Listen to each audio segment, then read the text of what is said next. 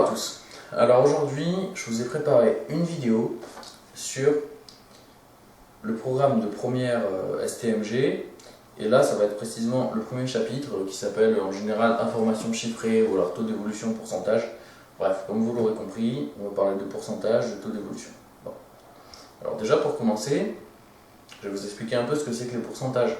Les pourcentages, ça c'est quelque chose que vous avez dû déjà voir. On note par exemple 60%, ce qui signifie 0,6, puisque ça signifie 60 divisé par 100. En fait, le pourcentage n'est rien de plus qu'une fraction sur 100. C'est juste qu'on marque pourcent au lieu de marquer sur 100, parce que ça va plus vite. Mais en réalité, c'est vraiment rien de plus. Les pourcentages, c'est pas ce qu'il y a de plus compliqué, vous savez déjà un peu faire les pourcentages. Normalement, ça va pour à peu près tout le monde, mais il faut savoir bien le maîtriser, c'est important, parce que sans ça, on ne peut pas utiliser les taux d'évolution, et qui sont la suite du chapitre. Attends, vas-y doucement. C'est quoi exactement un taux d'évolution? Alors, un taux d'évolution, ça permet de comparer différentes évolutions. Par exemple, on va vous demander de calculer le taux d'évolution sur le prix d'un t-shirt qui passe de 15 € à 20 €. Quel est le taux d'évolution de 15 à 20? Ça, c'est une formule, c'est rien de très compliqué. Vous verrez, vous allez comprendre facilement avec l'exemple. Et ce qu'on va vous demander, c'est de savoir comparer différentes évolutions. Ouais, alors il me semble que j'avais entendu parler de taux d'évolution réciproque et global. C'est quoi tout ça? Ouais, ça aussi c'est au programme, mais c'est pas très compliqué non plus. Le taux d'évolution réciproque, par exemple. Vous avez le taux d'évolution de 15 à 20, par exemple, qui vous sera donné par la formule que je vais vous apprendre tout à l'heure. Et bien le taux d'évolution réciproque, ce sera simplement celui de 20 à 15, qui est différent du taux d'évolution de base. Après, le taux d'évolution global, c'est quand on a plusieurs évolutions successives. Par exemple, le prix d'un t-shirt qui augmente de 15 à 20, puis de 20 à 25. On a deux taux d'évolution, 15 à 20, puis 20 à 25. Et on appellera le taux d'évolution de 15 à 25 le taux d'évolution global. Rien de plus compliqué. Bon allez, je pense qu'on a fait le tour. Maintenant, on passe à la pratique. Alors, commençons par la base de la base, soit la formule d'un taux d'évolution. Alors déjà, un taux d'évolution, qu'est-ce que c'est? Je l'ai déjà expliqué un peu tout à l'heure, mais ça permet de quantifier l'évolution d'une valeur à une autre. Donc quand une valeur bouge, par exemple, en ES ou en STMG, vous verrez certainement ça le plus souvent avec des prix. Voilà. La formule du taux d'évolution, c'est simplement grand T, que je vais noter pour taux d'évolution, voilà, c'est égal à la valeur d'arrivée moins la valeur de départ sur la valeur de départ. Bon, jusque-là, il n'y a pas de secret. Alors, regardez, on va voir ça rapidement. Si on a comme valeur de départ 15 et comme valeur d'arrivée 20. Bon, on fait 20 moins 15, ça fait 5, sur la valeur de départ, donc 15. Voilà, donc ça fait 5 sur 15, ça fait 1 tiers. 1 divisé par 3, bon, ça, si vous le savez, c'est bien, sinon vous tapez sur la calculette, ça fait 0,33. 0,33. Et 0,33, c'est la même chose que 33 sur 100. Hein, vous voyez, 33 divisé par 100, ça fait 0,33. Et 33 sur 100, on voit clairement que c'est 33%. Donc 0,33 est égal à 33%. Ça vous fait un rappel sur les pourcentages. Un pourcentage, mettre quelque chose en pourcentage, c'est rien de plus que le mettre en fraction sur 100. Alors voilà, là j'ai fait une sorte de petit tableau, sauf que je n'ai pas fait les traits parce que je n'ai pas envie. L'année 2000, 2002, 2004, 2006 et le prix d'un t-shirt. Alors le t-shirt en 2000, il est à 10 €, en 2002 à 9 €, en 2004 à 12 €, en 2006 à 15 €. Et là j'ai marqué le rang. Bon, le rang c'est pas ça, c'est pas très important, c'est juste qu'on dit que là c'est l'année 1, là c'est l'année 2, là c'est l'année 3, là c'est l'année 4. Alors déjà, on va commencer par calculer le taux d'évolution.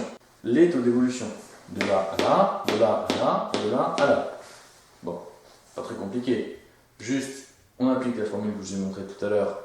Valeur d'arrivée moins valeur de départ sur valeur de départ. Donc, valeur d'arrivée c'est 9, moins 10 ça fait moins 1, sur valeur de départ c'est 10, hein, donc ça fait moins 1. Donc ça fait moins 1 dixième, ce qui est égal à moins 10%. On a donc une baisse de 10% du prix du t-shirt de l'année 2000 à l'année 2002. Ensuite, de l'année 2 à l'année 3, donc de 2000 à 2004, on a 12 moins 9, ce qui fait 3 divisé par 9, ça nous fait 1 tiers, donc 33%. de l'année 2002 à 2004, le prix du t-shirt a augmenté de 33%, et de la même manière, de l'année 2004 à 2006, on a 15 moins 12, ça fait 3, sur la valeur de départ qui est 12, donc ça fait 3 sur 12, ça nous fait un quart, ce qui est égal à 25%, donc de l'année 2004 à 2006, on assiste à une hausse de 25%. Il fallait également que je vous explique ce qu'on appelle les taux d'évolution réciproques. Qu'est-ce qu'un taux d'évolution réciproque? Regardez, si jamais on passe de l'an 2000 à l'an 2002, c'est ce que je vous ai montré, ça fait moins 1 sur 10, ça fait moins 10%. Par contre, si jamais on passe de 2002 à 2000, c'est-à-dire le taux d'évolution réciproque, c'est-à-dire qu'on fait, là on a fait le taux d'évolution de là à là, et le taux d'évolution réciproque, c'est le taux d'évolution de là à là. Donc on prend la valeur de 9 euros donc de 2002 comme valeur de départ et la valeur de 2000 comme valeur d'arrivée. On fait à l'envers grosso modo. Donc on fait valeur d'arrivée, donc 10 moins valeur de départ sur valeur d'arrivée. Donc ça fait 1 sur 9, ce qui fait 1 neuvième, ça fait 0,11, soit 11%. Voilà. Et vous voyez que le taux d'évolution réciproque n'est pas simplement l'inverse de celui-ci. Là, on a moins une diminution de 10%. De là à là, on a une diminution de 10%, alors que de là à là, on n'a pas une augmentation de 10%, ce qui pourrait paraître logique, mais une augmentation de 11%. Parce que la valeur qu'il y a en dessous a changé dans le taux d'évolution. Voilà. Alors maintenant, la dernière chose que je vais vous expliquer, c'est le taux d'évolution global. Regardez, les taux d'évolution, on a fait tout cela. De là à là, et on a également vu de là à là. Eh bien, sachez que ce qu'on appelle le taux d'évolution global, c'est le taux d'évolution entier de la valeur 1 à la valeur 4. Alors, ce taux d'évolution global, c'est la même formule que le taux d'évolution normal. C'est juste qu'au lieu de faire du rang 1 au rang 2, du rang 2 au rang 3, du rang 3 au rang 4, on fait directement du rang 1 au rang 4. On prend comme valeur de départ 10 euros et comme valeur d'arrivée 15 euros. Donc on fait simplement 15 moins 10 divisé par 10. Ça fait 5 sur 10, ça fait 5%. Donc, de l'année 2000 à l'année 2006, le prix du t-shirt a augmenté de 5%. J'ai une petite remarque. Si jamais on prend le prix de base, qui est de 10 euros, qu'on y applique le premier taux d'évolution, c'est-à-dire qu'on fait fois 1 moins 10%. Alors, 10% c'est combien? 10 divisé par 100, ça fait 0,1. Donc on marque 1 moins 0,1. Ce qui nous donne 10 moins 10 fois 0,1, ça fait combien? Ça fait 1 moins 1, ce qui nous fait 9. Hop, on retombe sur cette valeur-là. Je vous ferai remarquer qu'on appelle ceci le multiplicateur. On peut le noter comme ça, le multiplicateur, pour passer de là à là, on prend cette valeur et on la multiplie par 1 moins 0,1, c'est-à-dire 0,9. Et on peut aussi le noter différemment. C'est surtout utilisé en mathématiques financières. Ceux qui sont dans des séries générales vont beaucoup l'utiliser. C'est le multiplicateur 1 plus t sur 100. Ici, ça va être le multiplicateur 1 plus moins 10 sur 100. C'est utilisé en mathématiques financières parce que les taux d'intérêt sont exprimés en pourcent. Je vous montrerai tout ça dans une vidéo d'application que je ferai prochainement. Donc ça, c'est le multiplicateur 1 plus t sur 100. On l'utilise pas mal. Voilà. Bon, là, vous remarquerez que le moins 10 sur 100, le plus, ça s'en va. On a juste le moins. Donc voilà, le multiplicateur, c'est 0,9 qui permet de passer de cette valeur-là à cette valeur-là. Ensuite, à partir de cette valeur-là, on peut continuer. On multiplie par 1 plus 33%. 33%, ça fait quoi? 33%, ça fait 0,33. Ou si on veut en valeur exacte, hein, parce que 33%, là, c'est une approximation, on marque un tiers à la place, par exemple. On va avoir 1 plus 1 tiers. 1 plus 1 tiers, c'est égal à combien? C'est égal à 4 tiers, puisque 1, c'est 3 tiers. Donc ça fait 9 fois 4 tiers. Ça nous fait le 3 et le 9, ils simplifient. Le 3, il s'en va, il nous reste 3 ici. 3 fois 4, 12. Donc on retombe bien sur le 12 d'ici, grâce au multiplicateur, cette fois 1 plus 1 tiers. Ensuite, à partir de là, on peut avoir 12 fois 1 plus, cette fois c'est 0,25, puisque c'est 25%. Alors vous pouvez le mettre en 0, quelque chose, ou le mettre en fraction. Moi personnellement ça m'est égal et ce sera certainement égal à votre professeur aussi.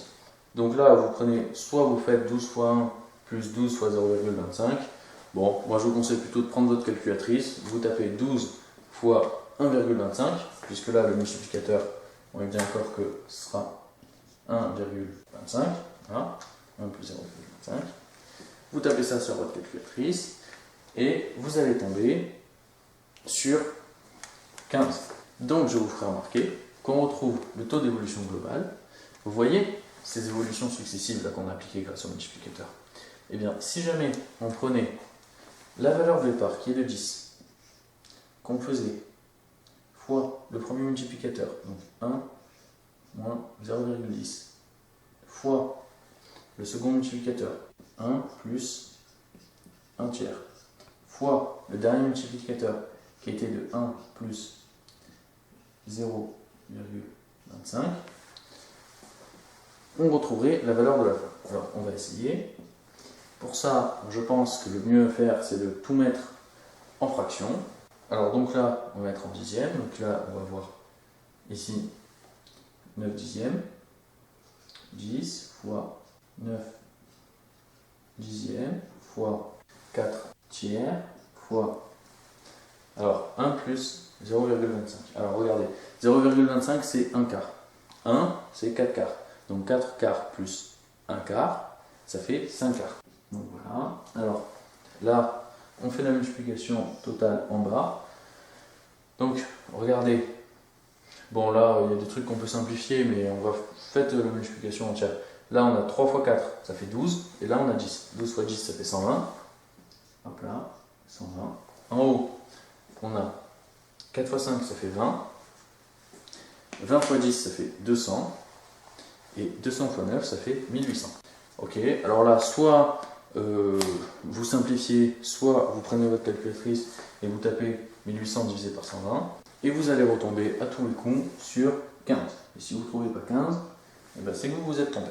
On a à peu près fait le tour. Si vous avez compris tout ça, c'est très bien. On ne vous en demandera pas plus en première. Une dernière petite remarque, c'est sur ce qu'on appelle des points de pourcentage.